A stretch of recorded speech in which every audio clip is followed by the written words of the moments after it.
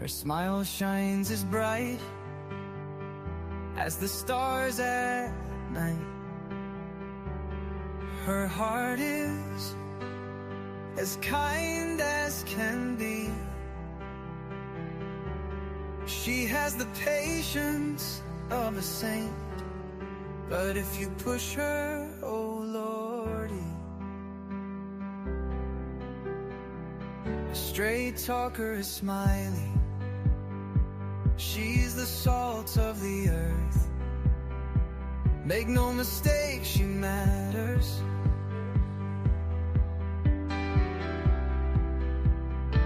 Catch Smiley's story on a live stream. Oh boy, that girl can matter. Go Smiley. She's Smiley, alright. She's Smiley. Make no mistake why she's here. She's Smiley, alright. She's Smiley. If you're guilty, she'll smell out your fear. Missing posters and stories of heartache and fear. She tells us all of the heartbreaking tears. She can sniff out the guilty from a mile away. If Smiley's on the case, then she's here to stay. She cares about these missing children. She cares deeply about them all. She speaks the truth with integrity. For the truth, she will seek it all. She's Smiley, alright. She's Smiley. Make no mistake why she's here. She's Smiley, alright. She's Smiley. If you're guilty, she'll smell out your fear. Smiley's questions are like a heat-seeking missile. She's going straight for the bullseye. Don't ever believe you can fool her. She's too wise, man, she won't comply. She values freedom like the 4th of July. She values respect even more. If you want to earn a place at Smiley's table, watch the clock, it takes time for sure. She's Smiley, alright. She's Smiley. Make no mistake why she's here. She's Smiley, alright. She's Smiley. If you're guilty, she'll smell out your fear. If you break her trust, you're done for. Trust don't grow back like grass. So don't give Smiley a reason to doubt you, or that friendship will shatter like glass. She's a damn good woman, that much we know. She puts in the hours to bring them kids home. If your child is missing, you want Smiley on the case. She is always willing and she gives so much grace. She's a Smiley, alright. She's a Smiley. Make no mistake why she's here. She's Smiley, alright. She's Smiley. If you're guilty, she'll smell out your fear. If you're guilty, you better feel fear. Hello, everybody. Welcome in. Welcome in. Thank you for being here. Hello, Raymond. Good morning. Good morning, everybody. Thank you for being here, Raymond. Hey, Jen. Good to see you. Good morning, honey. Good morning. Good morning. Good morning. I hope you're doing well. I hope everybody is doing well today. Hello, mods. Hello, everybody in the bushes. Hello, hello, hello. Welcome in. Thank you for being here. I appreciate all of you. Today's kind of going to be a mixed bag. Let them. Hello, let them. How are you doing, honey? I hope everybody is doing okay. Thank you for being here. I appreciate you so much. I do. Excuse me. I am be a ladybug. Hello, hello. I think I'm down at the bottom. I don't know who's in vertical. I don't know who's where, what, when, where, who. I hadn't had enough coffee this morning. I hope everybody is doing okay. Thank you for being here. This is not going to be a long live. You're doing great today. I hope everybody's doing great. I hope everybody is doing good. Hey, Stephen. Hello, hello. How are you doing, honey? I hope everybody's doing great, and I hope they're staying warm and dry and all of those things. Leslie, keep it real. Hello, hello. Welcome in. Thank you for being here. I hope everybody's had their Wheaties this morning. I hope you had your Wheaties. Hey, good morning, Millie. Good morning, chicken lady. Hello, hello. They got you off work today. I'm thankful you come in today. Thank you for being here. Thank you so much. I really appreciate all of you. Thank you, thank you, thank you.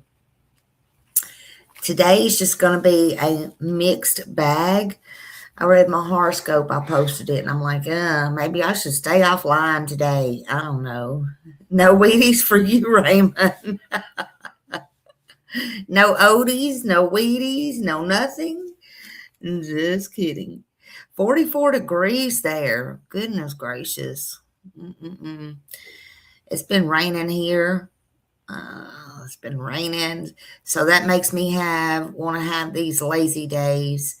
It does. It just makes me want to be lazy all day and watch movies. All those things. But today I just wanted to touch base on a couple of stories that we've done or left unsaid. There is some breaking news that happened last night. We'll get to that in a minute, although it is breaking. You know, everybody's covering it. We'll get to it when we get to it.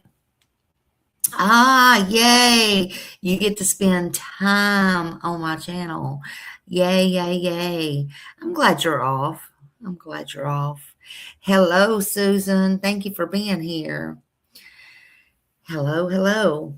Welcome in, everybody. If I've missed anybody, I'm so sorry. Just come on in, make yourself at home. Everybody's welcome. And go ahead and hit that like button. Hey, H. Davis. Hello, everybody. Thank you for being here. Really no certain order, but I did want to, it's just the way I'm going. Hey, Linda, welcome in. Thank you. You got the flu? Oh, gosh. I hope you get to feeling better soon. Honey, this weather, though, will make anybody have the flu. I'm just saying. They got a new strain going around. Be careful with that. Seriously, though. They say it's really bad. They say it's really bad. So, yeah, that part. I just wanted to kind of first update you on Jake Horrow and Rebecca Horrow and Emmanuel Horrow. Poor little Emmanuel has not been found yet. Jake never told where baby Emmanuel Horrow was, where he put his son, his baby, his sweet little angel baby. He never told that. I mean, Jake, after all, he just brazenly walked up in the courtroom. You know, he got, got everything, admitted everything, gave up everything to the judge. Nobody expected it. He said, I'm going to plead guilty to everything I ever did. He said, I'm going to tell everything, and then y'all are not going to ask me nothing, and I'm not going to give y'all nothing. Basically, that's what he did. Basically. Don't forget, Judge, I'm guilty of peeing in my pants and throwing my underwear up in the tree, too. Let's not forget that. Because I'm guilty of everything, but you can't touch me. You can put me in jail. You can lock me up, but I'm not telling you nothing. Where's Emmanuel? Where is Emmanuel? That baby deserves to be found. if he's even findable now. He deserves to be found. But don't forget him. He's guilty of all charges prior that. He'll spend the rest of his days there, you know. But you can't ask me nothing. Don't ask me nothing. You know. Oh, these cases, boy, sometimes they really get to me. You know, let's not forget, but no baby Emmanuel. I did it. I killed him. He's gone. That's all you need to know. I'm going to tell you right now, I don't believe him. I believe he's a bad person. I believe all that stuff. But in my opinion, I believe there's more to this story. But no worries. He's already got the brakes beat off of him several times while he was in jail or prison or wherever in the frick he's at now. He's already got the brakes beat off of him. And I think it'll continue to happen. And I don't care. Good. Spiff up on your boxing in there. Stay in shape. You know, they get down and do their exercises. No, stay in shape. Boom, boom, boom, boom. No, Smiley ain't saying go do no violence. I'm just saying. Just saying. I'm just saying. But he done got the brakes beat off of him a few times. Maybe it'll keep happening. Maybe it won't. I don't know. But it couldn't happen, in my opinion, to a nicer guy, to any better guy, in my opinion. But we all know, and we're all waiting, and we're all watching for Rebecca and her court date. It'll be coming up very soon. She's trying to play tough. She's still sticking to her story. I think, in my opinion, in my own opinion, she did this. This is just my opinion. I'm not a court of law. Everybody's innocent until proven guilty by a court of law, or until they go blab everything to the judge, whether it's a lie or it's not a lie, and they plead to the mercy of the court. But she's sticking to her own. We know who was boss in that house. Just saying. I think, in my opinion, she's just as responsible. However, we got to look for the court date, and it's coming real soon. The felony conference, just like Jake had. It'll be January 21st, 2026. So watch for that. Let me know if you hear anything. You know my email, smileystory2u@yahoo.com. I want to know anything you know. I want to know Rebecca gets the brakes beat out of her. I want to know. They throw their undies up in the tree. I want to know. I want to know. Okay? Because sometimes it takes a minute for me to know. Hey, Jude. Good morning, honey. Good to see you. Thank you for being here. But he deserves to be found. Baby Emmanuel deserves to be found. So he can actually, literally rest in peace. Now I want to talk about Sebastian just a minute. There's not a whole lot of information out there about Sebastian. But I want to talk about Sebastian. God, can anybody stop? I don't guess they can. I want to talk about Sebastian Wayne Drake Rogers, who is still missing. Still. It will be 2 years in just a little bit over a month. That's ridiculous. He was 15 when he went missing. He's 17 now. He became missing from Hendersonville, Tennessee. We all know Sumner County. It's Hendersonville, not Henderson, as some people say. They piss me off with that shit.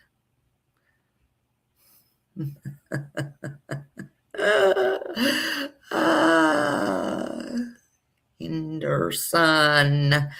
Hendersonville.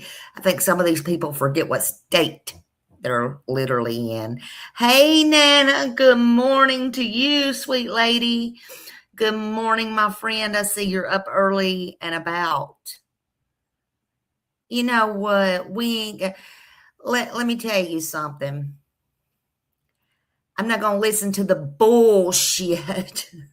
Nana, with all due respect to you, don't listen to these idiots. When they move, if they move, we gonna know it. Smiley will tell you. First, they were moving to California the last few days. Then they were moving to Arizona. I don't listen to none of this bullshit about Sebastian. I'll tell you that much. Yeah, rumors and distractions. That's all it is, from idiots who want to be relevant, who is not relevant in wiping their ass with toilet paper, in my opinion.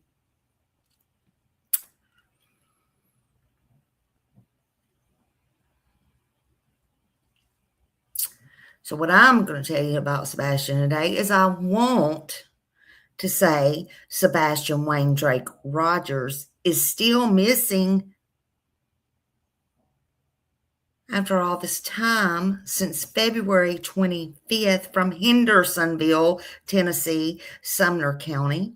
He was last seen with his mother, Katie Lynn Proudfoot, and he was last on camera with his mother, Katie Lynn Proudfoot, getting in the car. Allegedly, even she said they made it home. I don't care. I've always said that she boxed herself in, whether that was true or not, made herself the last one to see him that night inside the house alone.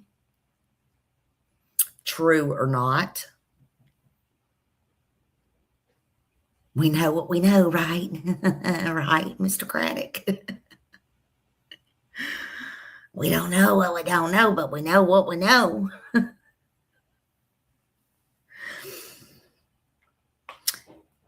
We know he was reported by his stepdad. I hate to even call him that, but he was reported by his stepdad, Chris, on February 26, 2024, when Katie called Chris, that was allegedly at work almost 3 hours away. He was reported to be 5'5", 120 pounds, wearing all black frame glasses, no shoes, allegedly.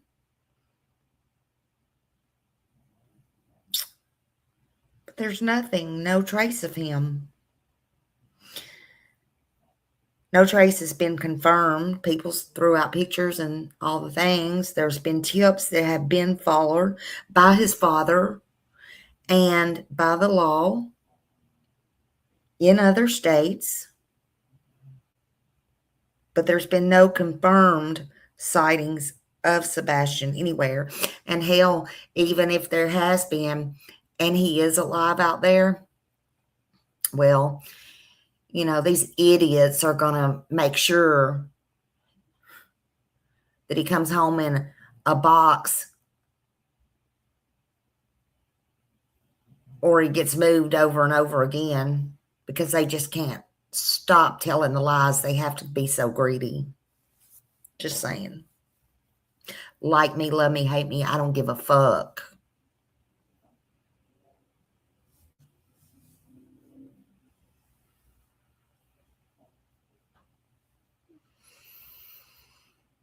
So Chris reported on the 26th, the next morning, 2024, when Katie called him, allegedly 3 hours away. I don't know what he was going to do 3 hours away. Hey, Marie. Hello. AKA Purple Freak. I haven't watched Bob Crew in a while. I I emailed him the other day for somebody and got some information to him, but I have not got a chance to watch him. No, I hadn't. I have shared and watched. I've seen little pieces here and there, Marie, because Silvers has went down, and I kind of shared a little bit, not on live, but those kind of things. You know, I guess him and Mob Crew kind of in hand with that stuff right now. But at least he is on the ground looking like some other people. Just saying. But he does, advice to him, should get in touch with Seth. I'm just saying.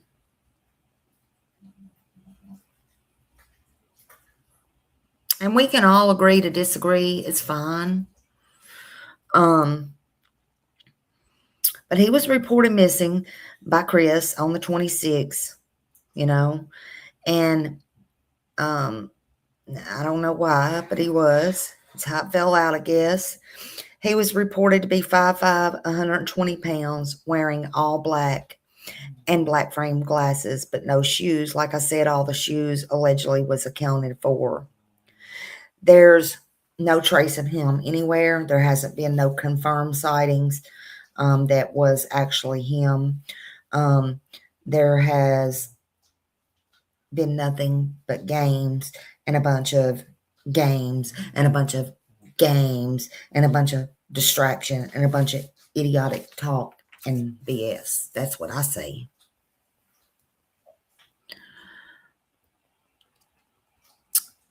But none of that matters. All that matters is he needs to be found. People need to still keep looking. These other people are all irrelevant.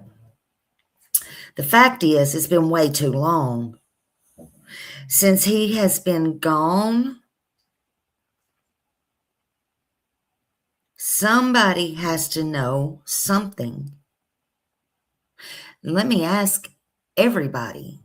I don't care if you're in the bushes. I don't care if you're in here. I don't care who you are.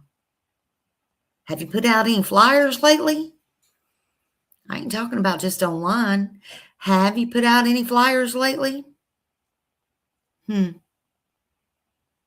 Reba. Good morning to you.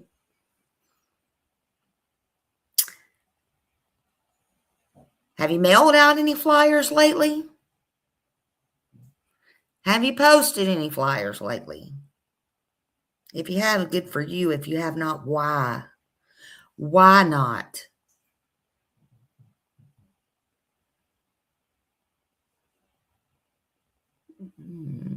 I ain't worried about no rumors, Michelle. And I'll believe it when I see it. Now, is it believable that they would do that? Yeah, hell yeah, it's believable. Do I think it to be true? I think it's a bunch of bullshit. Hey, Joanne. Good morning. Linda, everybody coming in. Thank you for being here. We're talking about a mixed bag today. But if you haven't gave out no flyers, why not? All his dad's asking is for you to give out 10 in your area. Anybody could see them, right? Not everybody's online. I'm asking you to give them out. I'm asking you just to tell the truth, to keep his name and face out there. He deserves to be found. Sebastian Wayne Drake Rogers. And if you know anything, please call it in to the authorities. Give out flyers, print out flyers. There's all kinds of ways to get free flyers. And don't worry about going out of your way. If you're going out of your way or feel like you're going out of your way or it's going to cost you a nickel or a dime, then fuck, you don't even need to be here knowing nothing about it, do you?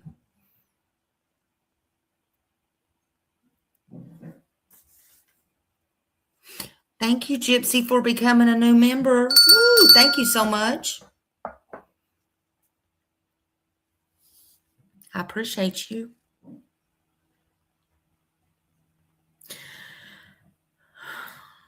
type in Sebastian Rogers and the FBI. It'll pull up all the information. It will pull up his flyer. If you don't have a printer, go to the damn library. Ask somebody, will they print them out? Call them. Ask them, hey, can you bring me these? Can you print them out? I know somebody always knows somebody that knows somebody, right? I have sent out and mailed out so many flyers to people asking me for them when they were probably more capable than I was to go get them. Have y'all gave any flyers lately? Have you posted any flyers lately? I'm just asking.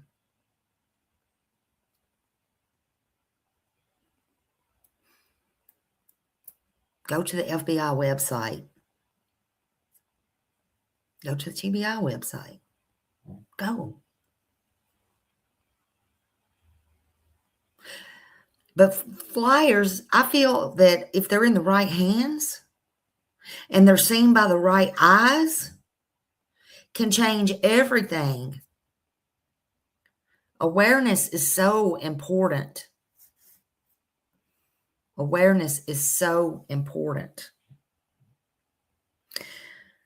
But to me, the truth is more important. Put these flyers in a gas station, truck stops, rest areas. Some places, if they're not allowed and don't allow them to go in the damn bathroom, I have done it. Me, myself, and I. And put them in the little thing. And I don't care if somebody goes in there and cleans or throws them away. I don't ask permission. I just go do it.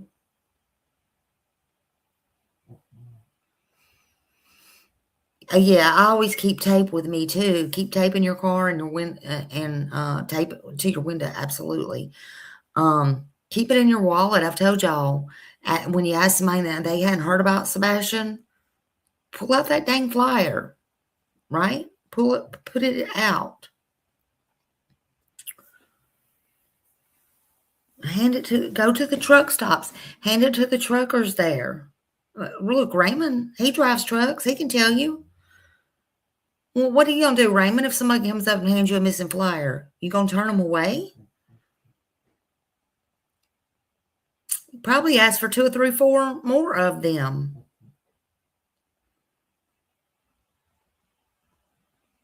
Somebody might notice him somewhere.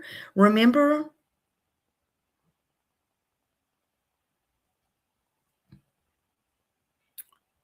They got to see him. Somebody might remember something.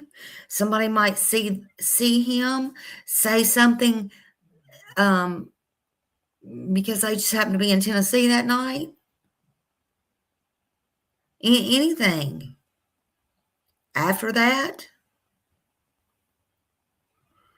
there's gas stations and truck stops and rest areas. They're everywhere, all over the place. Someone might notice him. It might be that one flyer. Someone might remember something just like they did that 11-year-old boy. Not everybody's online. Not everybody is on the internet.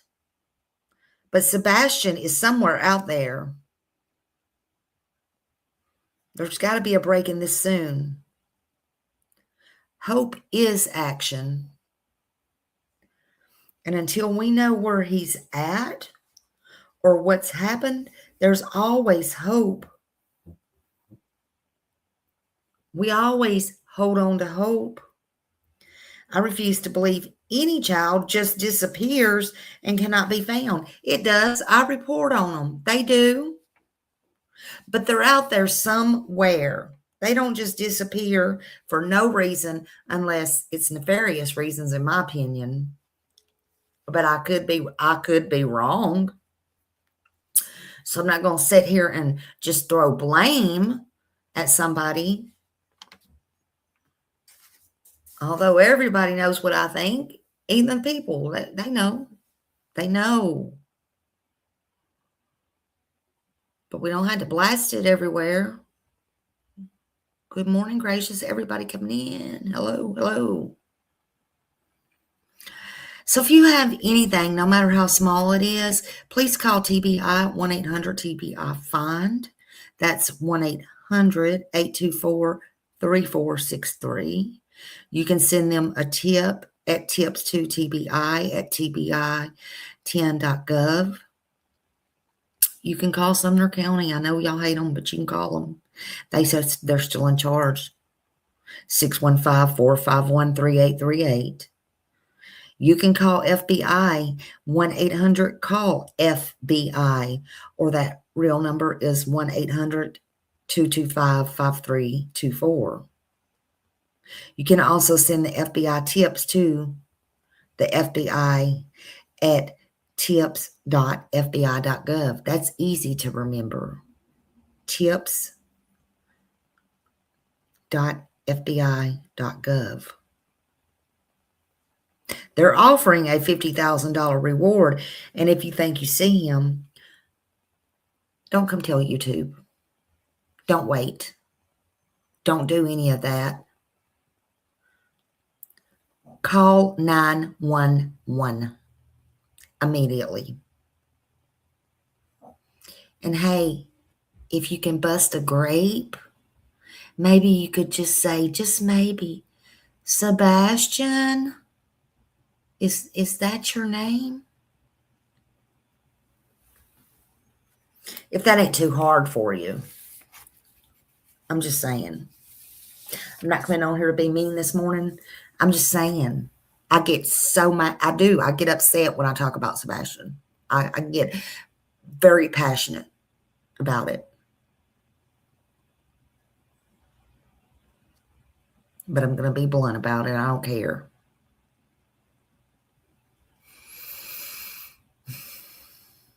But if y'all know anything, call it in. That'll be the last I'll say on that right now. There is no new information. People can try to piece and puzzle and all those things together. Well, they can have at it.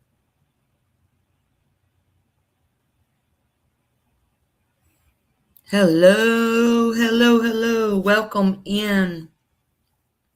Mallory.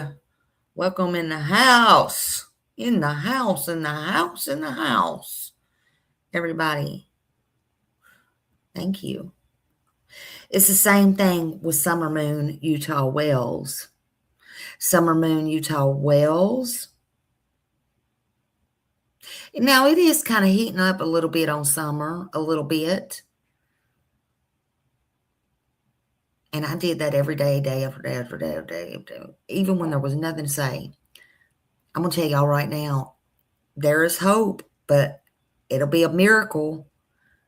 But do I think she's alive? No, I don't. But do I think she needs to still be found? Yes, absolutely, I do. And I want Summer more than anything in this world to have her little grace. But it don't matter what I think. Hi, Donna. Hello, everybody coming in. But it's the same thing with Summer. I'll leave it to everybody else to talk about what they think, hashing up, rehashing, all those things. Because I'm going to spend my time doing others, even older cold cases, all the things, unless and until something is irrelevant or relevant, in my opinion. But I will say, put out her little flyers too. That is, if her daddy don't go tearing them down, don't go stomping on them, don't go, tearing them in half. People don't tear up books and fucking pictures and all these things with these children in them. Shame on you all. I don't care who you are. Drama, drama, drama, drama. Summer Moon Utah Wells, she disappeared on June 15th, 2024 from her home on Ben Hill Road in Rogersville, Tennessee. She allegedly was last seen in that afternoon, June 15th, 2021. And they had a massive ground search for her as well as a sky search with helicopters, drones, all the things, FBI, all the things.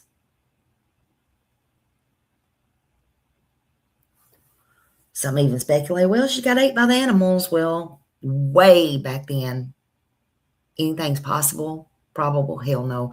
I did a whole live on a long time ago before I even knew how to push a button. Why that could not be. Does it happen? Yeah. But there's no shred of her anywhere. She was last seen allegedly that afternoon on that 15th. Some think it could be before then. But there was a massive search, nothing found. They have enhanced her photos. I wish they would enhance some of Sebastian's photos. I think they probably might after February. I think, if I'm not mistaken, I think it has to be 2 years. I'm not 100% sure on that. Anybody can enhance them. We don't really need all that. But anyway, I'm talking about the FBI, TBI, all that stuff. But the case is still open. They are still taking tips. They proved that, wanting to go out in front of Ben Hill Road again. They're still doing all of the things. Oh, and by the way, I'm going to say it again. Sebastian's case is not cold. If you want, I can play that video again. No, I think my other phone's charging up. Anyway, if you didn't, it's in one of my lives. It's confirmed through TBI. His case is not by any means cold. Both cases are still open. Summer's is still open. Summer, she has not been found, but it's not for a lack of trying. No arrests have been made, not in relation to her being missing. We all know when her daddy got drunk and got pulled over and got in jail. We know those things. Same thing, nothing in hers but a bunch of damn games. But no arrests have been made in relation to her missing. There's no confirmation anywhere about that, or that anybody has seen her. Hell, I spoke with Miss Becky. Remember, well, we can't just, why? What are we going to arrest anybody on? Yeah. Dummy sounds so dumb. Like you worked there for how, at that time? 32, 33, 4 years, 38.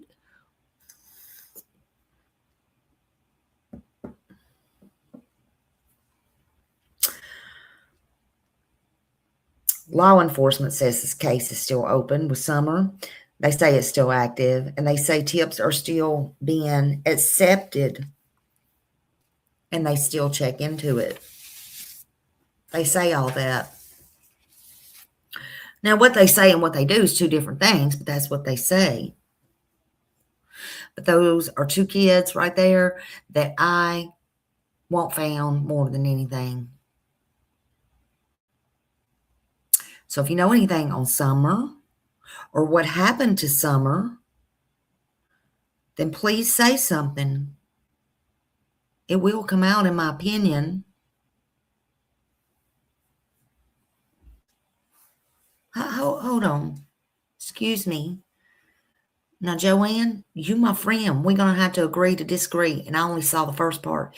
You said no one is going to be ripping missing children's flyers related to these family members around here. Well, honey, maybe not where you was at. Maybe not where you're at. But it happened. Her own daddy did it. And then he went to the mall and did all kinds of shit. In case you missed that, and I'm not fussing at you. And y'all are not going to trick me into calling anybody's name, because every fucking body knows there were pages tore out of a fucking book of Summer Moon Utah well.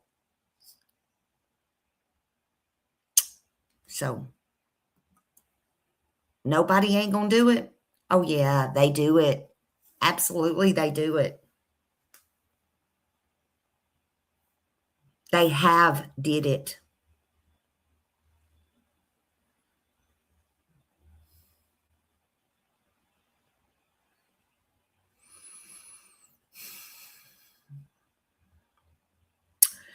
But if you know anything about Summer, contact the TBI immediately. 1-800-TBI-FIND. Continue to share her flyers too. Again, it just might jog a memory of that day.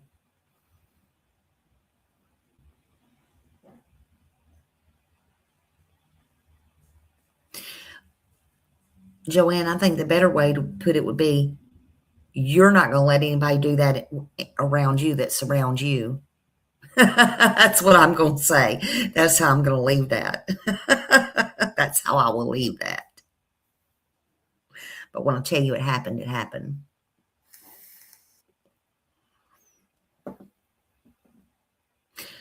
This is why I like going back. Sometimes we forget.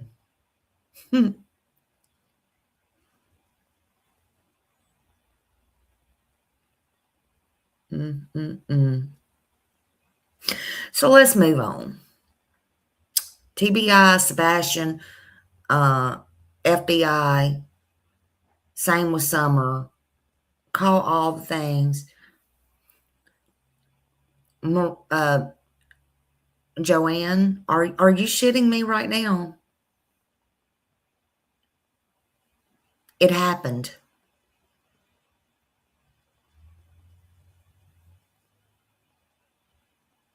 And now you're going to make me think all this time you've been coming in here, you're coming under a troll name. A fucking book was tore out by a fucking hag that has 2,700 million wrinkles on them. A creator, in fact, if they want to call their freaking self that.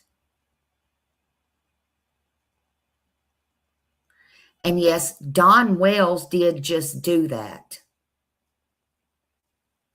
at Christmas time. So if you want to say it wasn't done, we're going to agree to disagree. I love you, but we're going to agree to disagree on this one. Because that ain't, in my opinion, that is a damn fact.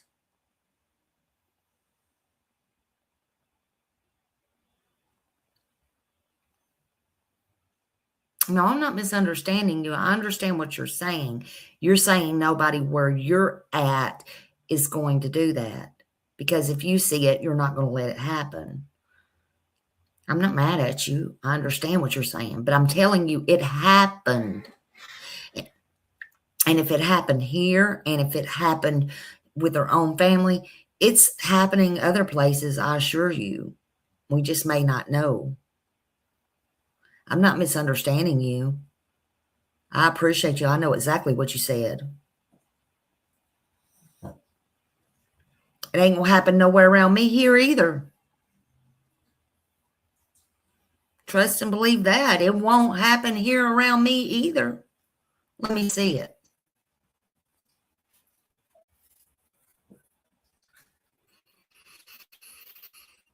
So last night, let's move on. Last night, there was a mass shooting in Salt Lake City, Utah. That was Wednesday, January 7th, 2026. And it happened at a church. 2 people's dead, 6 people's injured. Total of 8. Some are in critical condition. I don't know if they've passed away, some or any more has passed away since then or not. There was an update 58 minutes ago, and I didn't get a chance to look at it. I will play it here in just a minute. but it took place outside of a church, of all places, Church of Christ, Latter-day Saints Church. And they were having it was in the meeting house, and they in Salt Lake City, Utah, and they were having a funeral. So a lot of people was there, a lot of teens you saw walking out. A lot of people was there. So not only was they mourning whoever they were mourning and trying to get a funeral going, it got very scary and very intense, and this is still ongoing and it's still breaking. And they're still investigating. Now, the last I heard, and a few minutes, less than an hour ago, they did update, and they are still looking for the people or person responsible for that. That's a scary thought. That's a scary thought. That happened over in Rose Park area, allegedly in the parking lot, or at least they think it had started in the parking lot there. This all happened while a lot of people were in attendance to this funeral, and they were inside that building. They had to be terrified. Later on, you saw them rolling out when they finally cleared that church, that you seen a casket and everything coming out. I guess they even want to get their loved one the heck out of Dodge. It's sad stuff like that. People do stuff like that in a church. I'm just saying. And no matter what you believe or what religion you are, it's just sad. That stuff's not supposed to happen. But it happened last night. No suspect has been taken into custody as of yet. However, they did detain some. They did detain some people. They even took a young man. I first saw that young man going, being handcuffed and put in a police car. But then they come out and gave the press conference and said, nope, nobody's been arrested because of this. People could just be acting crazy too. We don't know. But this morning it said that some people have been detained, not arrested for, which is basically, in my opinion, the same thing, but they haven't tied anybody to this. I guess that's the better way to say it. They believe it was maybe, a specifically motivated attack. I don't know. I don't think they know yet. Y'all are right. The world has gone crazy, though. The mayor spoke. The police spoke. There were so many things going on, so many people in different directions. I mean, it was covered just everywhere for about a mile or so long. Nobody couldn't get in or out. There was apartments there. One of the apartment managers spoke. They just couldn't get in and out. They said that their homes might not even be clear to get in and out until everybody's accounted for, which could be today. FBI is assisting. They're all looking into the area. They're looking into the videos. They're looking into everything. It probably still is heavy police presence there, but there was heavy police presence there last night. It was horrible. The police asked that you call 801-799-3000 if you have any information or any anonymous tips. If you want to stay anonymous or stay confidential, you can also go online at http://cityprotect.com/sicgov.com. I don't know if y'all caught all that, but yep, that's what they said. And they said if you have an emergency or think it's an emergency, then you call 911. Call 911. So if, you're in that area, do that. Let's watch some of these videos, okay? Hold on.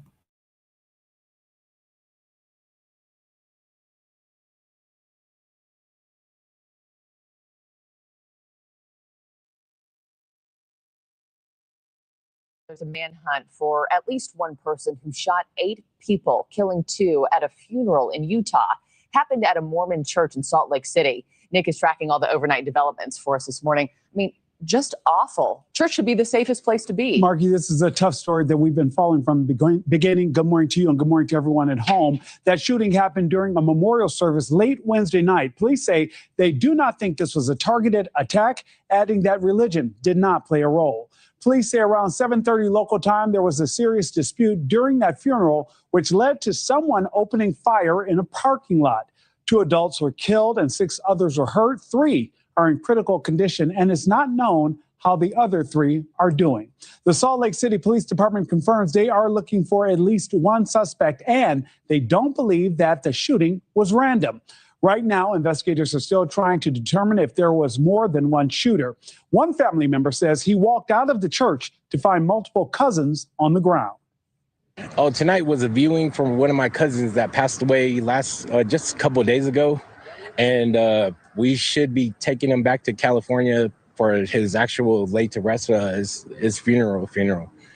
And tragic happened. 4 of my other cousins got shot, and they're pretty much, I think they're dead also. So, yeah, it's crazy.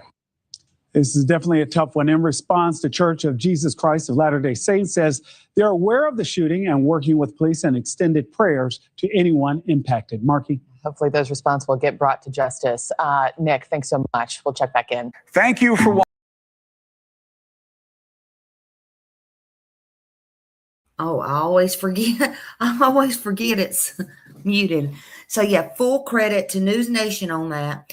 And they're reporting, I didn't hear that.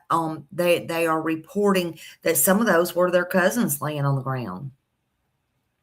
Some of, again, the law said last night, and we got a couple more videos short to watch on it, that they was not sure if, thank you for that, Millie.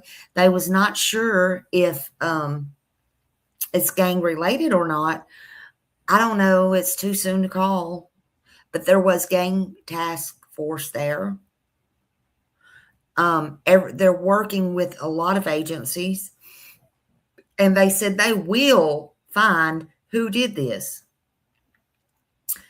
There was even Ring doorbell footage. They got a car on there. I don't know if that had anything to do with it or not, but it's sad.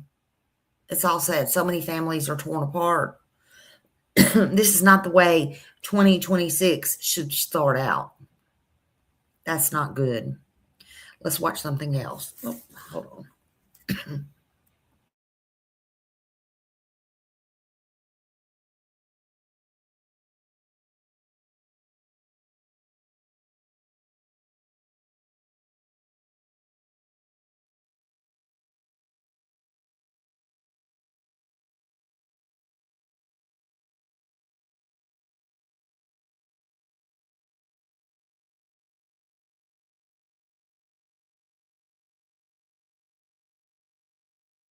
This happened late covering here at this hour. Take a look at your screen. This is video coming in out of Salt Lake City, Utah, as an investigation is underway, and investigators looking for tips here after they say 2 people were killed, 6 others injured after a shooting at a church funeral. What we know so far is this happened late last night, and as of 6 a.m. this morning, no suspects have been taken into custody. We're told of the 6 who are injured, there are 3 in critical condition, adding, according to police, there's no reason to believe there is further danger to the public. Investigators speaking to the public as all of this was unfolding, and I do want to play those remarks for you now on Live Now from Fox. We're good. Yeah. Thank you all. First, I want to say condolences to the victims lost in this incident and their families and those impacted by this incident tonight. We just want to continue to provide updates. We'll probably provide one more update after this and keep you informed on what we know. What we can tell you right now, additionally, from what you already have, is that you can't hear it? You're good. Okay. is that all of the victims in this incident are of adult age. And so we know there were some questions there. The shooters are not in custody. We are following all leads. Our officers are working hard, and we will work until we bring these individuals to justice. We do have dozens of individuals that were attending the funeral that we are talking with right now to see if they are witnesses, if they saw anything. So we're working through that. We're following up on all leads. And again, we are confident we will bring these individuals to justice. Chief, did this happen inside from folks who were attending, or did someone come into the situation and insert themselves and open fire? That is still being investigated, but the gunfire happened outside the church. Chief, you said shooters. Is that confirmed? It's multiple? That is not confirmed. We're looking into it. What do you know about?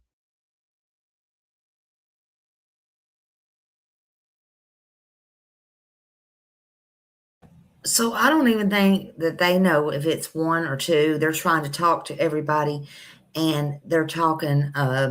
They're trying to figure out what exactly is going on.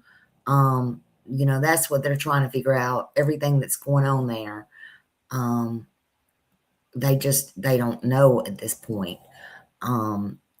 They know it was a funeral. They know that it happened at the church, and while this was going on, and 2 are dead. You can't bring them back. 2 are dead. Others are in critical condition. There was a total of 8 people shot. I mean, seriously, there's nothing worth that. Nothing.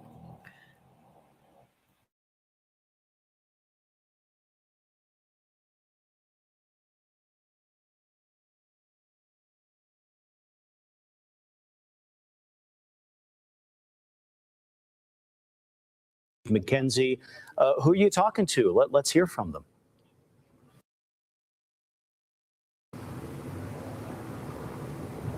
Hey, Brian. Yeah, well, first, I just want to bring your attention to this. How this is the church right here, and the family has just arrived on scene. But we are going to talk to one of the neighbors who was actually living here in one of the apartments and just kind of hear his perspective on everything. So I want to ask you kind of what are you hearing from police? Because you can't get back into your apartment yet, right? Yeah, I actually live across the street in the house. It just blocked off. What I heard so far was just a shooting, a funeral was going on, and some type of incident happened there. Not really quite sure. I'm just trying to get home. Kind of unfortunate advanced circumstances to happen, I feel like. And is this the first time you've seen anything like this happen? Is this very unusual? Can you kind of describe what this area is normally like here? I mean, it's mass shooting like this. I heard there's multiple people that could be possibly dead. So that's not very common at all. I mean, it's not very dangerous at all. I don't think so. I came from Las Vegas, so it's a very tame, different environment here, I would say. Yeah, because normally, one of the neighbors we were talking to said that this area is pretty quiet. Nothing like this he's ever seen before. How long have you lived here? Is that safe to say for you as well? I've been here since 2007, so yeah, I would say this is like the first time I would ever say something like this to an extent of this nature has ever happened here. Okay, and then can you kind of tell me, so you're living over here, over right across the street here. He's living right across the street. We want to show you where he's living. Can you pan over there for a second? Yeah. So he's living right across the street there. You can't get in. What are police saying to you when you try to get into your house? What did they say? Not much really. There's just an active event going off. Might be a few hours before you can go in. That's about them not really saying much information right now. That's pretty much about it. What's kind of the overall feeling that you're feeling right now with everything going on too?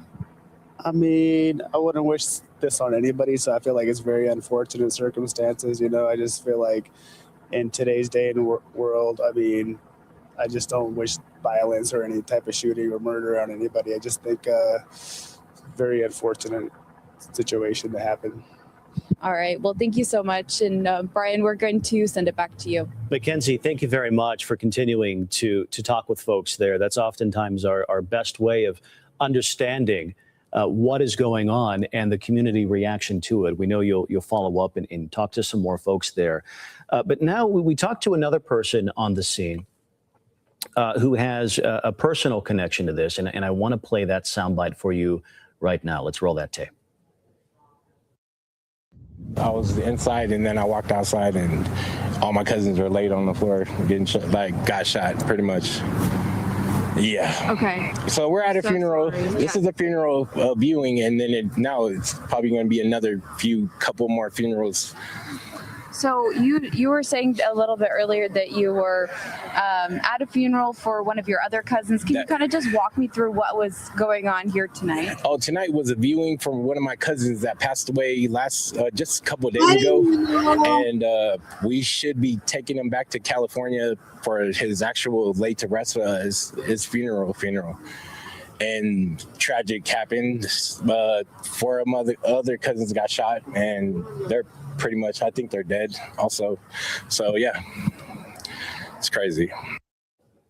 My goodness, your hearts go out to this family dealing with a tragedy and now having more loved ones killed, others fighting for their life in the hospital right now. Again, 8 victims total, 2 of them dead, 3 in critical condition, and another 3 being treated. We're working to understand their conditions. Let's bring back in Mackenzie Diaz there. She talked to that gentleman a few moments ago.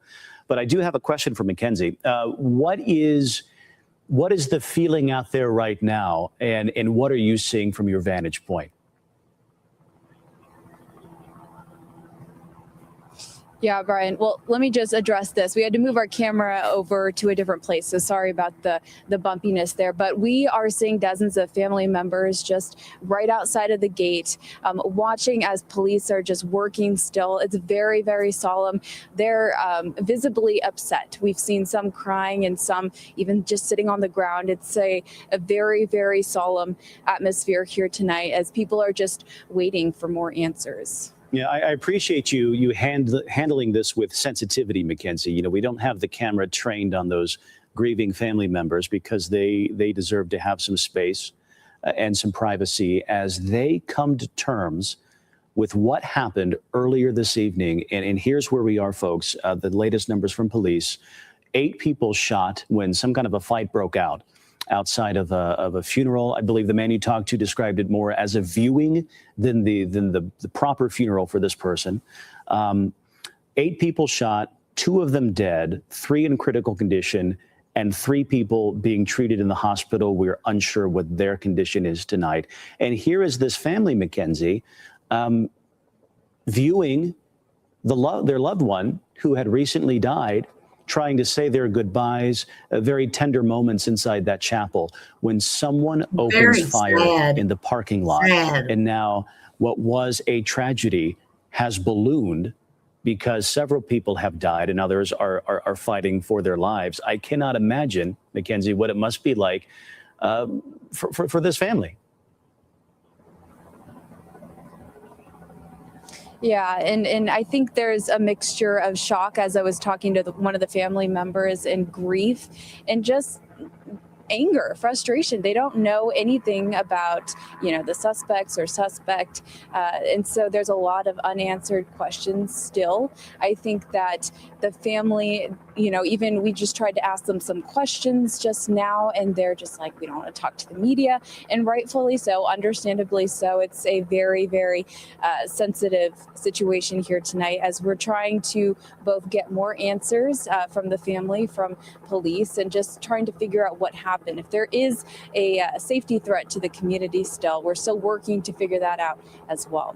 Yeah, Mackenzie, thank you for handling this with respect and dignity. We know that that's how you operate, and we appreciate it. We'll check back in with you in a few minutes as you work to collect some more information.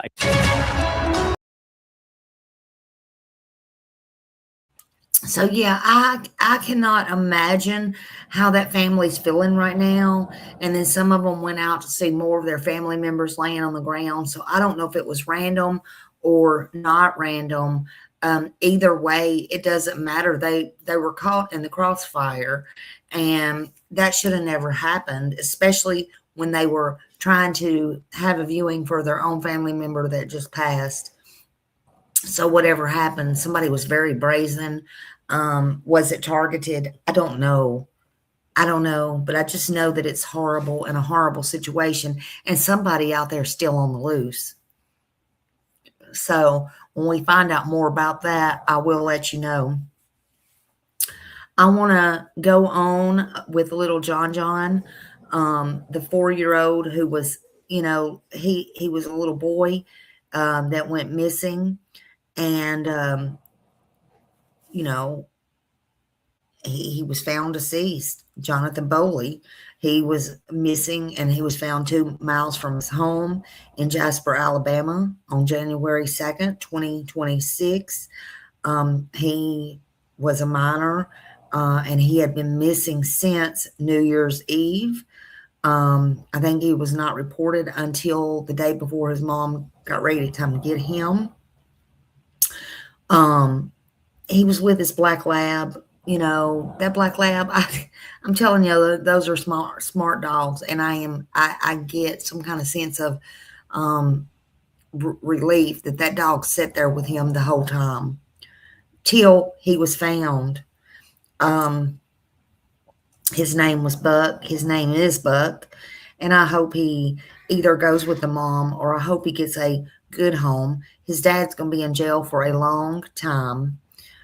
Due to other unrelated things. And, the autopsy results, one thing that I want to get out, has come out, as we know, the prelim autopsy results, and they showed, don't mean they're true. There has been mistakes made, but it shows there's no assaults or no trauma to John. They're saying it was truly an accident, but it makes you wonder. But I wanted to get out here that the funeral arrangements have been said to have been made. They're going to be on January 9th. That's tomorrow at Collins Burke Funeral Home. And then there's going to be a service on January 10th at Camp McDowell there. And they are saying that family and friends are welcome to come. It's in Jonathan's honor. But they want to honor Jonathan by requesting that any donations made are made to the local fire department or the rescue teams. So they appreciate everything that they did, and all of that. But that was a very sad case. Now, on a quickie other note, Nicole Kidman and she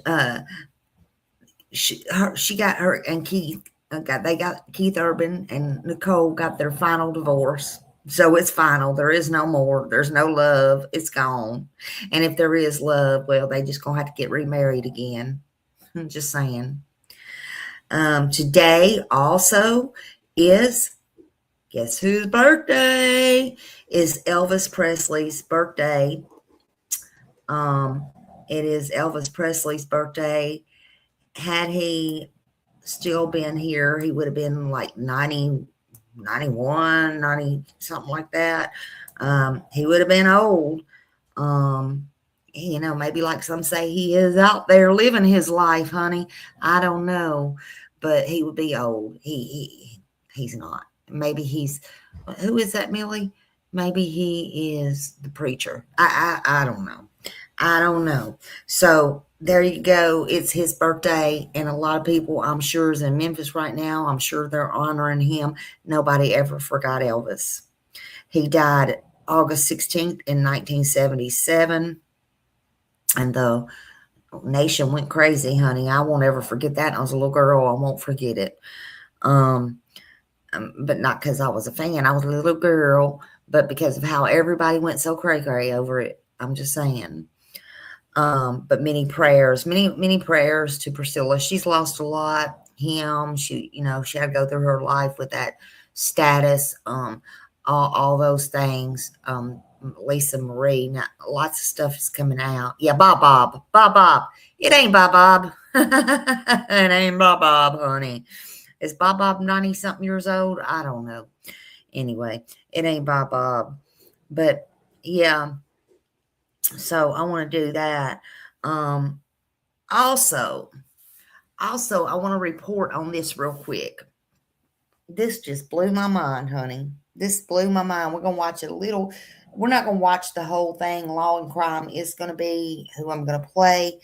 But honey, in the last, you can't make this stuff up, in the less than 24 hours, Nick Reiner's attorney quit on him. Nick, he went to his arraignment. He had a smirk on his face while appearing in court.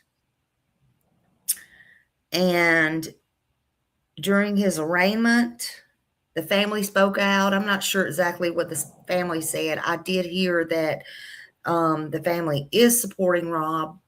And any money that goes to Rob, they are going to honor that. I've heard that in the past. I don't know. But not Rob. I'm sorry, Nick, the son.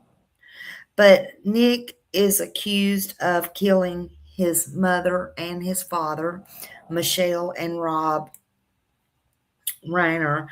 And Nick had this smirk on his face. I don't know what was so funny. But that happened. Maybe he's just trying to look more crazy and thinking he is definitely going to get a insanity deal of some sort. But of course, he's 32 years old, and you know, he said they said he looked very awful in court. They said his eyes was sunk back in his head, and all those things. I'm sure he's still coming off the rugs and all that, in my opinion. And he's not probably had the proper meds, and that can do a lot to a person. It can make them look really, really bad. But his attorney come out, and his attorney quit, okay? But his attorney said, told the world, honey, told the whole wide world that we can all take it to the bank. We can all take it to the bank that Nick is not guilty of this. So I don't know what twilight zone today I'm in, and I don't know what twilight zone y'all are in. But in my opinion, if this attorney is 1,000,000% sure and can be 1,000,000% sure and come out and tell the public that 1,000,000% sure he is not guilty and we're all going to know it and we can take it to the bank, that very well might be true, Mr. Attorney. But one, if that's the case, then maybe he should stay his attorney, even if he does it pro bono. How about that? Because you got to have so many cases pro bono anyway. What? Well, just pro bono it. Okay, is it about the money? I don't know. And two, if he's so sure to the public that Nick did not do this, and this genius lawyer he is, maybe he should just tell the police who did it, since he's a psychic and he's so brilliant and he's a mind reader, in my opinion. Just tell the DA who did, and then get your boy out. Just saying. But that's not what he's doing. So let's watch this. This is Law and Crime credit.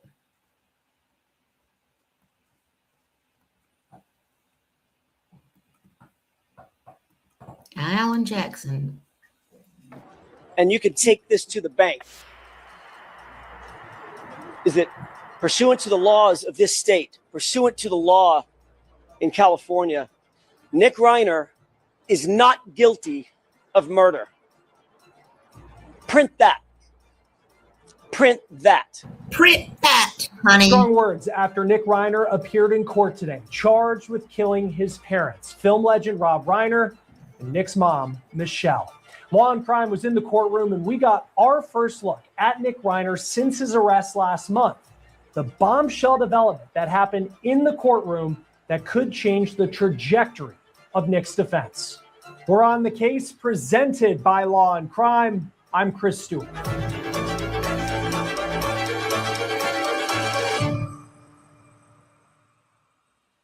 A stunning twist in the Nick Reiner murder case unfolded in court today in Los Angeles, and it happened fast. The 32-year-old is charged with 2 counts of first-degree murder in the brutal killings of his parents. Acclaimed director, just a legend in Hollywood, Rob Reiner, and his mom, photographer, producer, Michelle Singer Reiner. Both of them found dead inside their Brentwood home in Los Angeles on December 14th. Now, prosecutors say the couple suffered multiple stab wounds, and the charges come with special circumstances for multiple murders, meaning if he's convicted, Nick Reiner could face life without parole or even the death penalty. Both of those outcomes are on the table. But today's hearing wasn't about gruesome details or a plea, because before Reiner even entered a plea, his defense team cracked. High-profile attorney Alan Jackson, the guy standing beside him in those first appearances, went into the judge's chambers and then came back out and announced that he was withdrawing from the case. And just like that, Reiner was handed off to a public defender and the arraignment was delayed. This is after Reiner waived his right to be arraigned today. And then came this stunning moment. Outside court, Jackson stepped to the microphones and delivered a statement that was equal parts dramatic and deliberate. A line that immediately raises questions about where this defense is headed. And you can take this to the bank.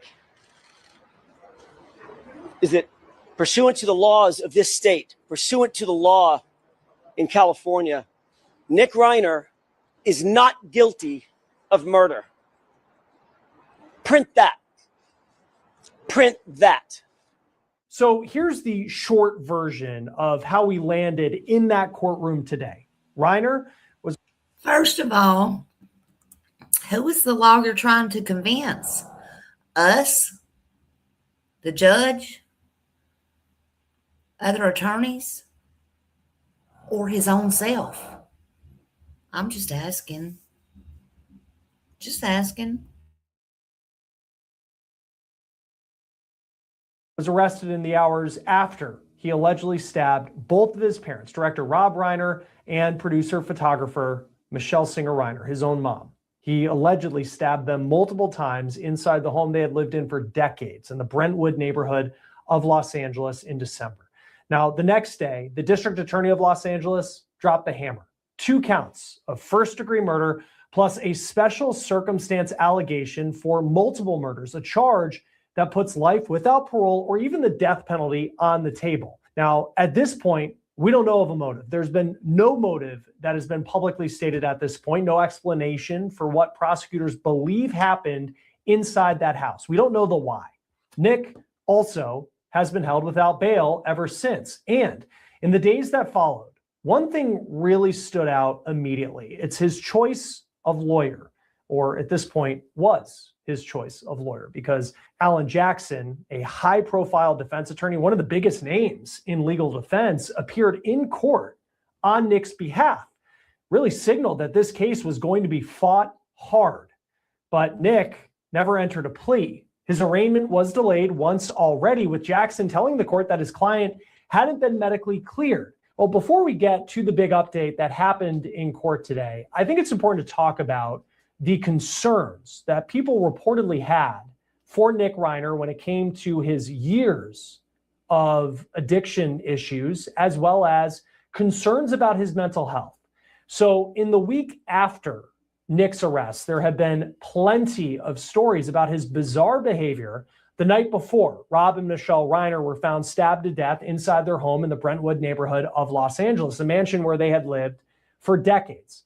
The Hollywood Reporter put out a very detailed story about the holiday party at Conan O'Brien's house, the comedian, the late night talk show host, a party that had a ton of A-list celebrities there. So the Hollywood Reporter talked about Nick going up to people at Conan's holiday party, allegedly demanding to know who they were and if they were famous.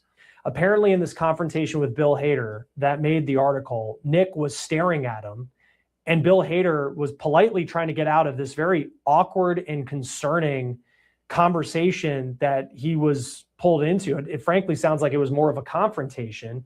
Bill Hader tells Nick that he's just talking with somebody else, and then Nick just stares at him for a long period of time, according to this article in The Hollywood Reporter. Now, Nick has battled his demons. There's no doubt. According to a lot of people, Nick also went up to a lot of people at that party talking about he had a famous dad. So, I don't know. I'd be very carefully looking at a motive towards money. Let alone he did have, there's no doubt he has issues. There's no doubt. If you do need help, please call 988. You don't have to be suicidal to call them, but it's the easiest number to remember, 988. Put it in your phone. You can call or text them 24 hours a day, 7 days a week. They can help you get through anything. Everything passes, y'all. Everything passes. We can't turn back time, but everything passes. Okay?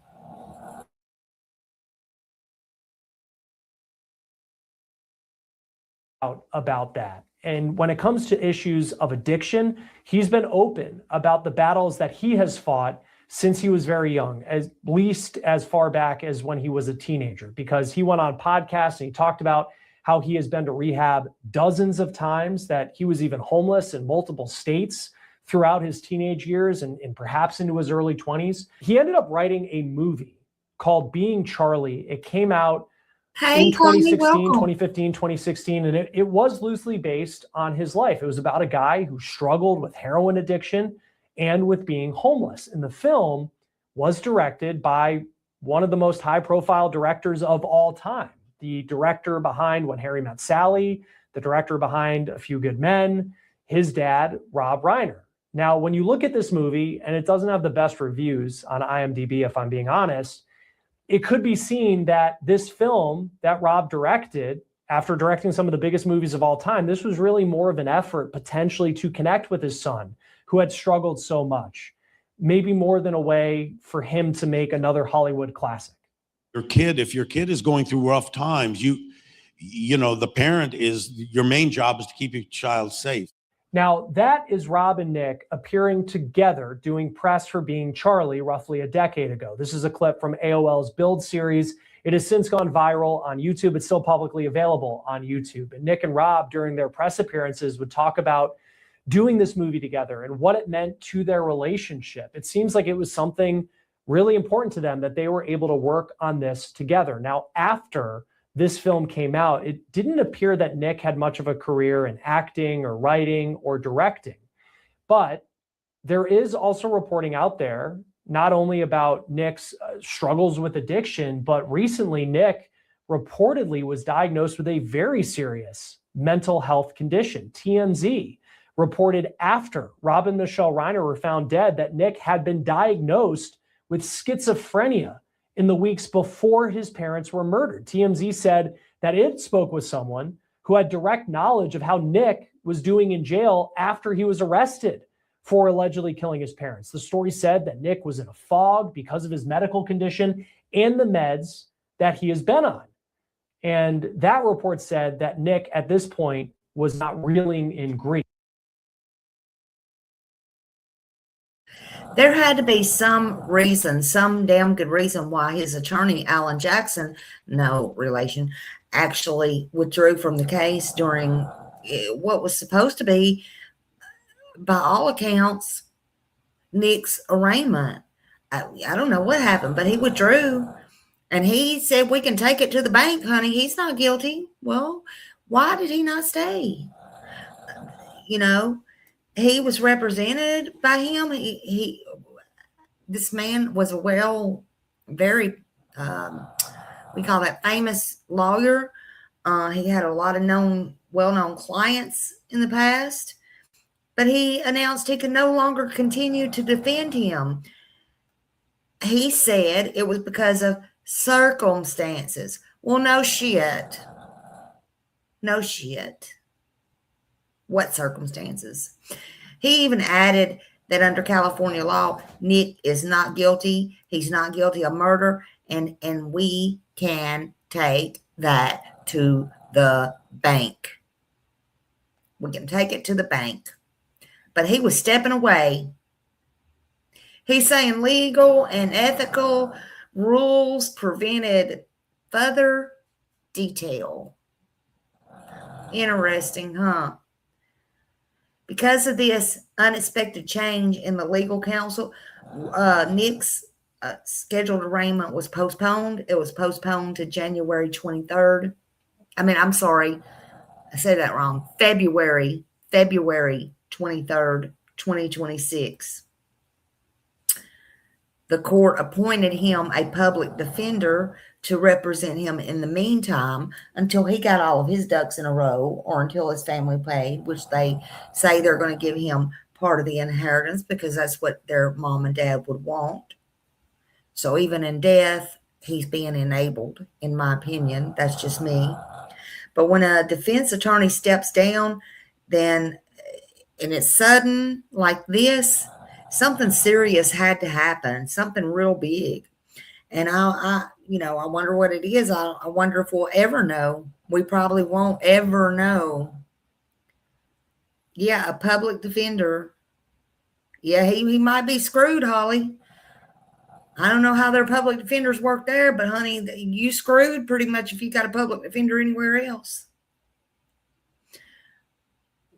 And don't get it twisted. Don't get it twisted. If you know an attorney, if you are an attorney, don't get it twisted. These attorneys, whether they're high-powered, low-powered, or whatever, they still sit down together at lunch at the courthouse and eat together, and they talk and they discuss. They just do.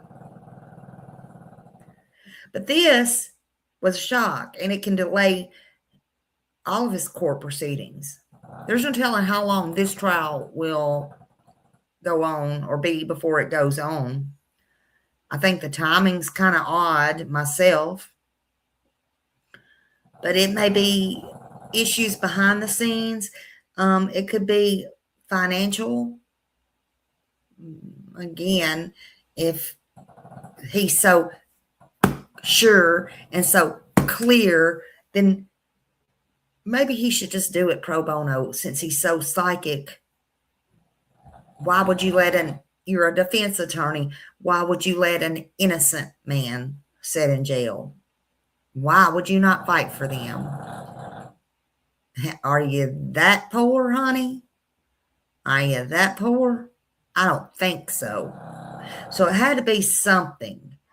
Or maybe it could have just been a strategy. Could have been maybe it's strategy. Maybe it's how the defense is going to be prepared. Maybe he knows it's a crock of bullshit. But, he had his chance. He didn't even want that 5 minutes of unfame or fame or whatever you want to call it. So Nick remains in custody without bail, while his ex-defense attorney leaves, quits, goes away, gets cocky with the public, and then his public defender team is going to come in. He's going to have a public defender because everybody's afforded a lawyer anyway. And if you cannot afford one will be appointed to you. And of course, he's going to tell him he's in jail. How's he supposed to afford one? But now he's scheduled for late February, and this case continues to unfold. Prosecutors push forward. These are serious murder charges, serious charges. I don't give a damn what he has wrong. I don't care. So let's go. Uh-oh, hold on. Let's go.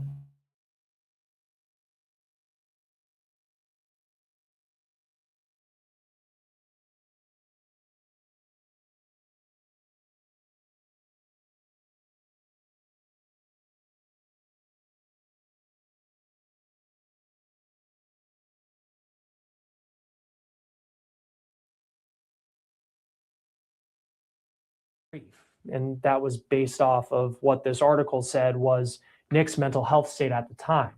Now, after the alleged murder of his parents, I'm just Nick pushing all kinds of reportedly buttons went over to a here, honey. hotel in Santa Monica, which is about 4 miles from his parents' house in Brentwood. And he I hope allegedly you're doing checked into a well. hotel around 4 in the morning, Well as can be, according honey. to media reports. And the next day, just a terrifying scene played out because the room was allegedly covered in blood.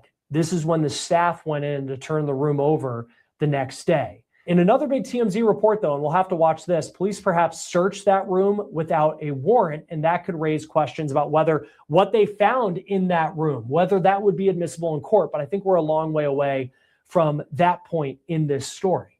Now, Nick was arrested by police in LA around 9:30 in the evening, the day of when his parents' bodies were discovered.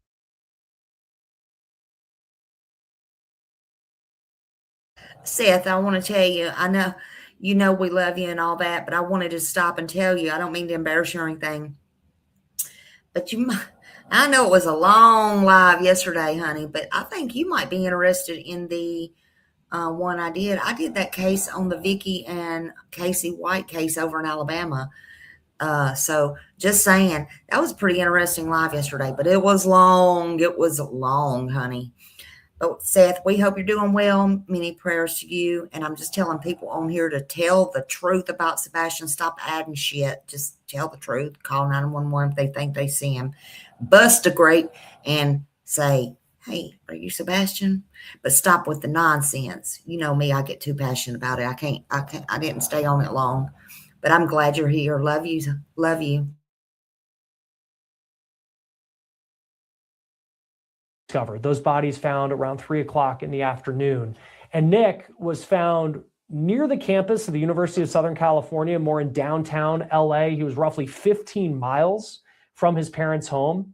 NBC Los Angeles was the first media outlet to obtain video showing Nick buying what appears to be a sports drink at a convenience store, then walking across the street where you can see police pull up and take him into custody. And Nick has been in custody ever since, and he is going to continue to be in custody even after his court appearance today, as we continue to wait for him to be arraigned, and we continue to wait for him to enter a plea to these very serious charges that he's facing, that he allegedly killed his mom and his dad. Now, whether he allegedly killed his parents because of issues of addiction, or if there's a motive that we're unaware of, or whether it was the result of a very serious mental health condition, that is something that is going to be very important to watch as this case continues to move forward through the legal system in Southern California.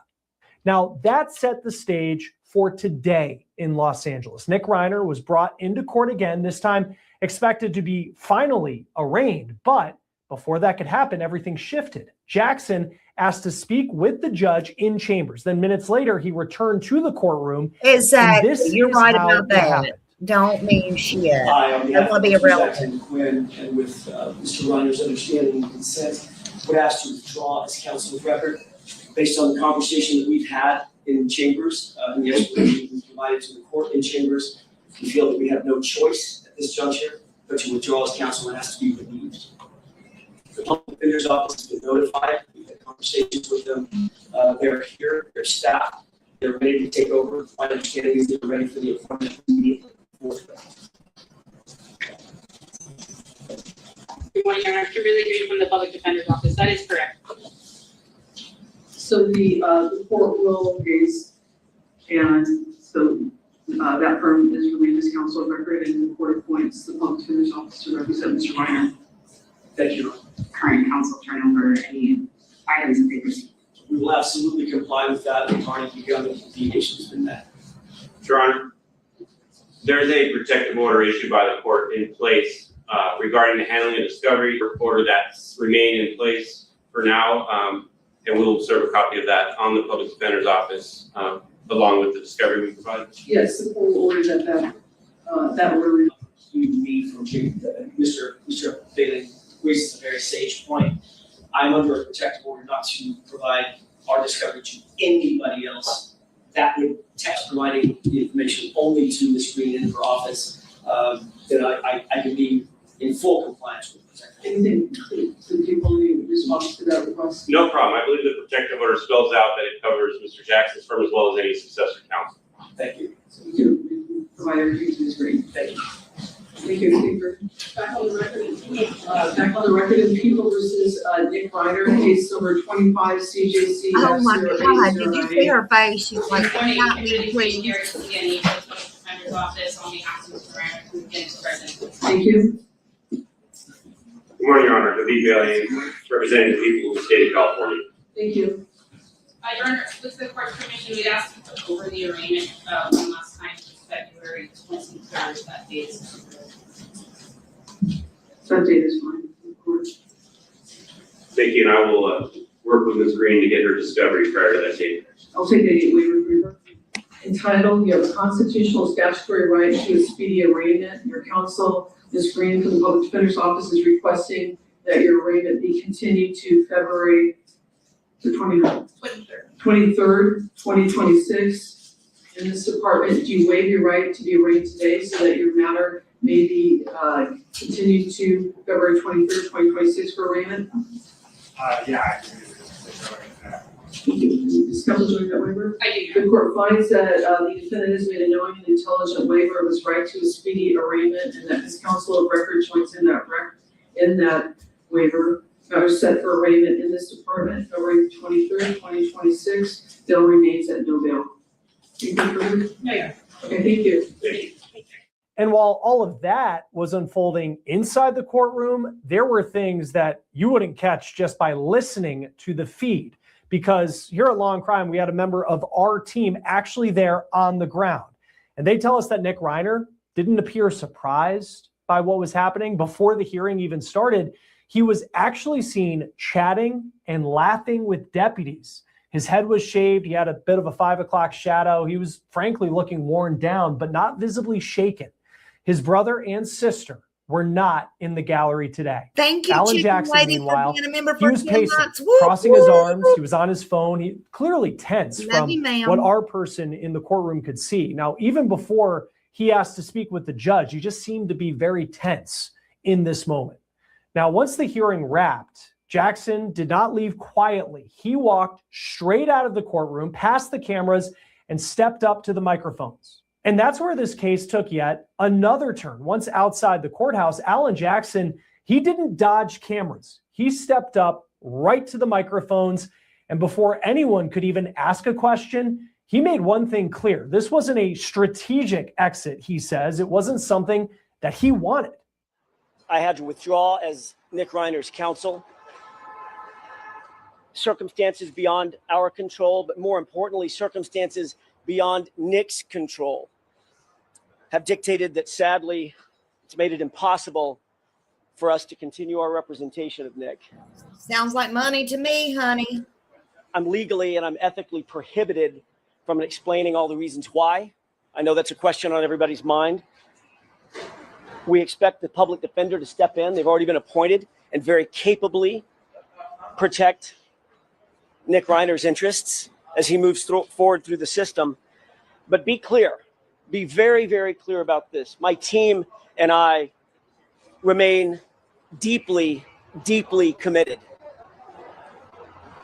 to Nick Reiner and to his best interests. In fact, we know, we're not just convinced, we know that the legal process will reveal the true facts of the circumstances surrounding this case, Nick's case.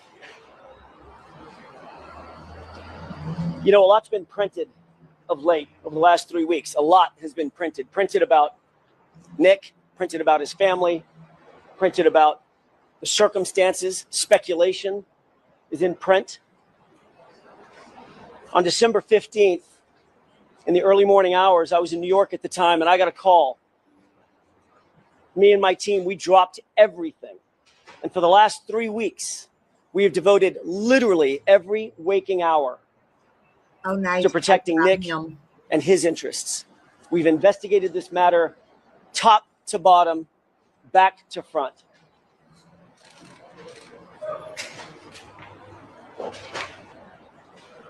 What we've learned and you can take this to the bank,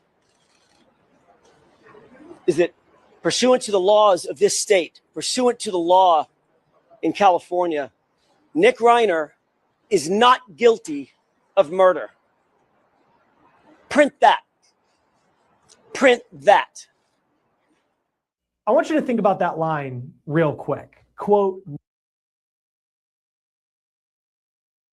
well, we'll see. But like I said, if he's that confident and he's psychic, maybe he better tell somebody. And I wouldn't have just walked away and left my client in jail. I'm just saying, very, very cocky.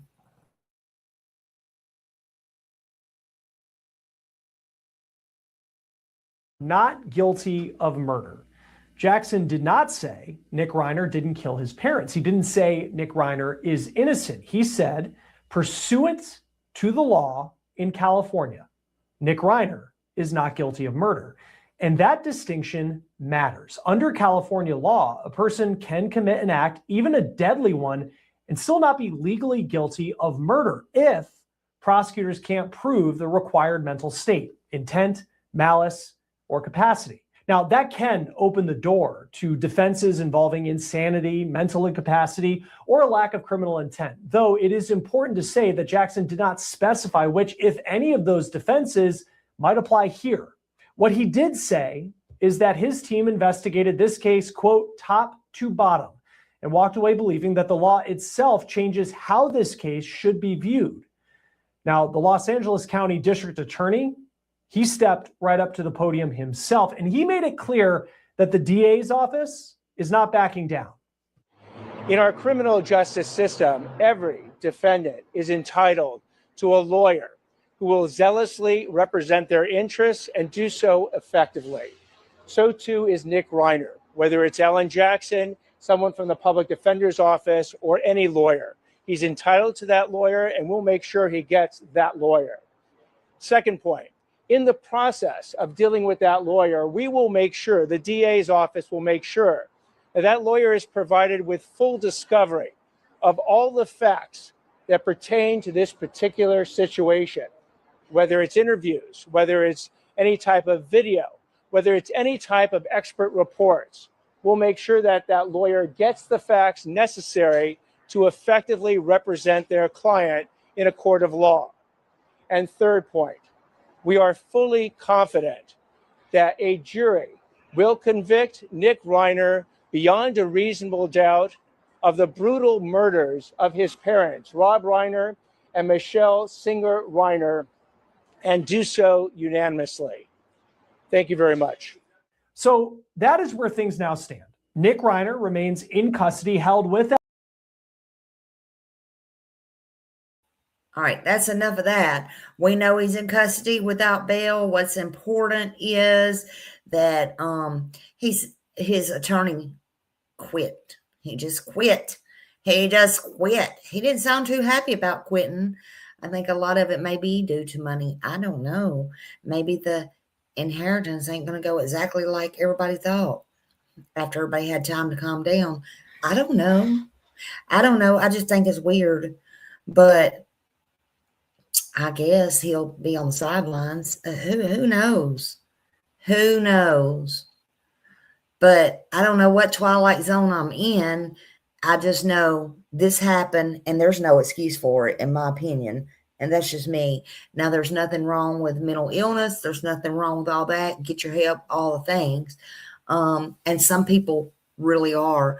But, drug induced, all this stuff, we'll see. We'll see what a jury of his peers have to say. At that point, it's not going to matter. Hey, Deanna. Hello. But just to recap real quick, I just want to recap on Sebastian and Summer, both of those.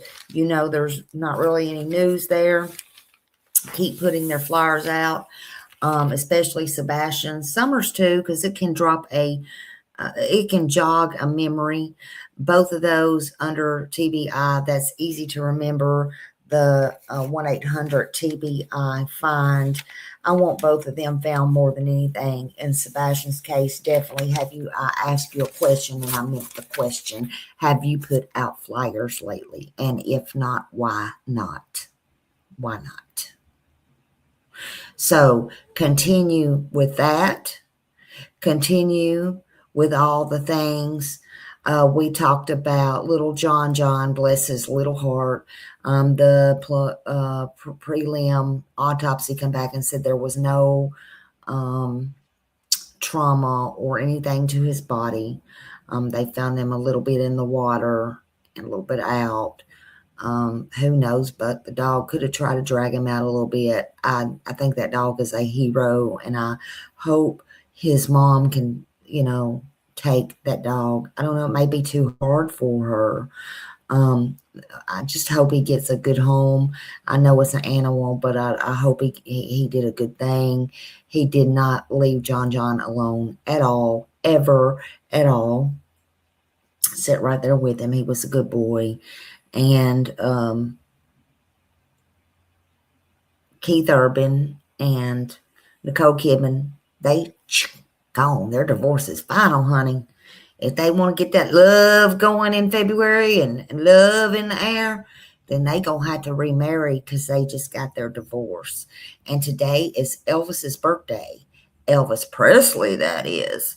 And he would be 90-something years old. And no, he is not Bob. Not in my opinion, honey. I'm just saying, not in my opinion. I got my own opinions. But anyway, we just kind of went over all that today. I appreciate everybody coming in. I'm so glad Seth stopped in. Y'all continue your prayers for Seth, for Sebastian. I mean, it's coming up on 2 years. This is very upsetting. All these cases are very upsetting. In fact, I got one that I want to talk about. I don't know. I'm not going to promise I'll go live tonight. I think Smiley needs a nap for real. But it's a horrible case. It's horrible. And there's just no sense in what all is going on in this world. These kids mean everything. They are precious. They are gifts from God. And, if you got kids, if you got grandkids, always take care of them. Always. I heard some of these creators are doing yet another fundraiser for Sebastian. Instead of that, they should be nice. Thank you. Yeah. So I don't know who, I don't know what, I don't care.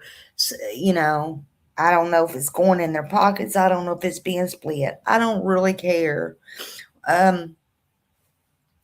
Do you, honey? Do you, boo? The only billboard I ever saw when I was going to Tennessee to Sebastian's last vigil, and I told my husband, we got to pull over right here, right now. Down the street from me by the railroad tracks was Sebastian's flashing sign. And it wasn't by the person y'all found out. It was later by Crimson. And I said, I don't care who put it up. I'm just glad it's up. But these fundraisers, all this stuff, you know what? Help donate to his reward. Help make these flyers. That's what some people's good at. And get them out. Just go pass out the flyers, okay? Just do things. I don't give a damn about these people that says, I'm going to do this and I'm going to do that. How about letting his dad do what his dad wants to do? How about that? Even his mom. See, y'all make me get in a position where I have to take up for them too. How about that? How about let his parents deal with those things? How about doing something helpful for a change? Right. And Holly, I don't know who you're talking about. And Joanne, I didn't mean to get loud with you later. I know what you meant, but boy, you don't know how in the hell it burnt me up when they tore Summer's you don't understand. Okay? But I know yes, ma'am, I know exactly what you meant. Same here. I wouldn't let them do that here. If I saw it, I'd be like, what? I'll be going to jail. What the hell are you doing? Oh, no, stop. You know, all those things. Just tell the truth. You don't have to be greedy. You don't have to, whatever. Come on, off, be first, be middle, be whatever. Just tell the truth. If there's truth to be out there, it'll be out there. If Chris and Katie moved, and we'll know when they move. We'll know if they're going to Arizona one day, or we'll know if they're going to California one day, or we'll know if they're moving next door to me one day, okay? We'll know if they go to Texas, maybe North Carolina with some of their buddies. We'll know. But as far as I know, that's not true. And besides this, how long has it been? How long? It's been almost 2 years since Sebastian's been gone. How long have they been saying Katie and Chris has had the house for sale under the radar?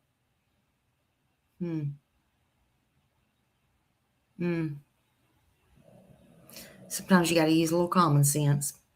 Common sense is not very common anymore. Just saying. So anyway, y'all, I'm going to get off of here. I thank you for coming in. I hope y'all have a wonderful day. And this mom, John's mom, John's family, they're fixing to go through this funeral. And they said, if you donate anything, see, they do the right thing. Okay? They're going through a tragedy. Somebody, I guess, fixed them a GoFundMe. They stopped all that. They said, no. What they want and what they're publicly asking for, and I put it out. I think I put it, anyway, I put it out.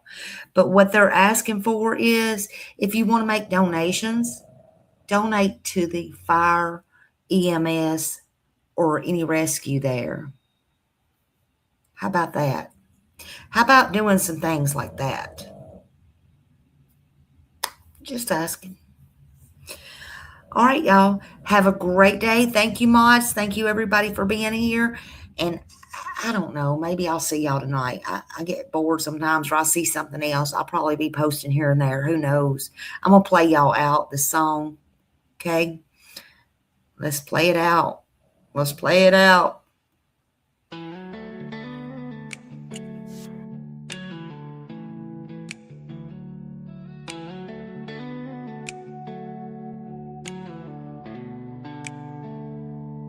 She was born and bred in Nashville, but she walks the beaches down in Florida sand. A mother and wife, a daughter, a sister, trying hard to do the best she can. She found her voice with a heavy heart, looking for purpose with trembling hands. And giving this all a new start, moving ahead, speaking for ones who came.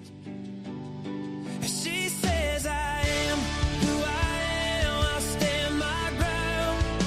Even when the nights get long and rough, you'll hear my sound. She'll be speaking for the ones unheard, 'cause she's got a caring heart that won't be turned. Her mama fought cancer while she was searching, stories that needed a gentle voice. We saw summer's name and felt the heart weak, and tried to bring light where there was no choice. And when she heard of Sebastian, her sadness rose. She prays for truth through the noise. She'll follow wherever the story goes, seeking their dignity, a child's joy.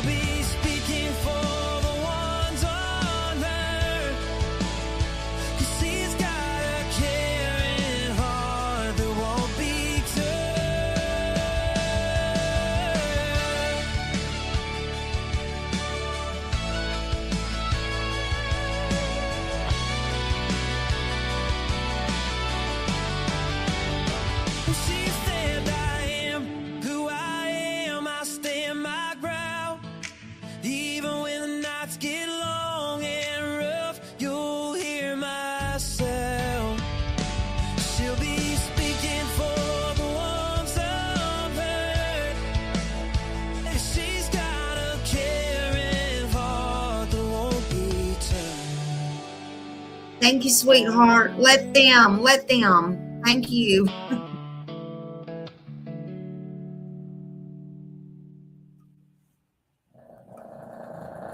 I appreciate y'all. You hear Happy snoring? Y'all have a good day. I love y'all. Thank you for being here. Thank you. Bye.